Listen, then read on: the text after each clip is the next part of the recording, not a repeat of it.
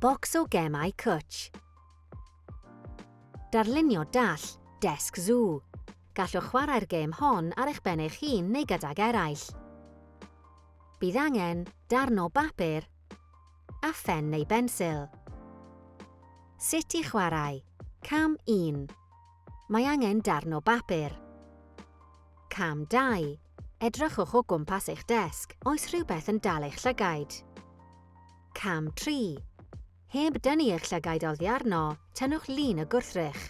Peidiwch ag edrych ar y llun ydych chi'n darlunio. Cam 4. Edrychwch ar y canlyniadau. Awgrymiadau chwarae eraill. Ceisiwch ddarlunio llawer o wrthrychau ar un darn o bapur fel fod gennych gasgliad. Ceisiwch beidio â chodi'ch llaw o'r dudalen gan wneud llinell barhaus. Chwarae â rhywun arall. Ceisiwch weld pwy all dynnu llun yr un gwrthrych yn y ffordd fwyaf doniol neu'r mwyaf cywir. Nawr, ewch i gael hwyl!